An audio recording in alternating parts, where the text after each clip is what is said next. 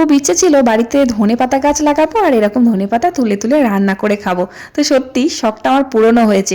আমি এই যে আমার সিমেন্টের যে বস্তাগুলো হয় না, ওই সিমেন্টের বস্তাগুলো গ্রো ব্যাগ বানিয়ে আমি এর মধ্যে কিছু ধনে ছড়িয়েছিলাম। ধনেপাতা এমনই একটা সবজি যে কোনো তরকারিতে দিলেই খুব ভালো লাগে খেতে। আমি তো ডালের মধ্যেও ধনেপাতা খাই। আর আমি ধনেপাতা শুধু ছাদে না, আমি আমার নিচের বাগানেও লাগিয়েছিলাম ধনেপাতার সাথে আবার পালং শাকের বীজও ফেলেছিলাম। পালং শাকগুলো তো ভেবেছিলাম হবেই না, তবে বেশ ভালো বেরিয়েছে। আর এদিকে ধনেপাতাও অনেকগুলো বেরিয়েছে। ধনেপাতাও আমি কয়েকটা ওখান থেকেও তুলে নিয়ে আসলাম, নিয়ে এসে রান্নাঘরে চলে এলাম, ভালো করে একটু ধুয়ে নিলাম। আর ধনেপাতা কিন্তু বাটা করব, ভীষণ ভালো লাগে এই বাটাটা খেতে আমার। কাঁচা রসুন দিলাম, আর একটু বেশি করে কালো জিরে দিলাম, আর বেশি করে লঙ্কা দিলাম। ঝাল ঝাল হলে তো ভালোই লাগে খেতে, শুকনো শুকনো গরম গরম ভাতের সাথে কিন্তু ফাটাফাটি লাগে।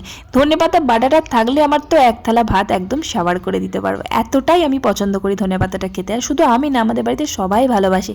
এরকম দেখো খুব ইজি একদম রান্নাটা, কোনো ঝামেলাই নেই। জাস্ট বেটে নিয়ে সর্ষের তেলের মধ্যে সামান্য একটু কালো জিরে ফোড়ন দিয়েছি, আর শুকনো লঙ্কা দিলেও হয় আর না দিলেও হয়। আমি আর দিইনি, কারণ আমি অনেকগুলো লঙ্কা বেটে দিয়েছি, তবে শুকনো লঙ্কাটা দিলে প্রচণ্ড ঝাল হয়ে যাবে।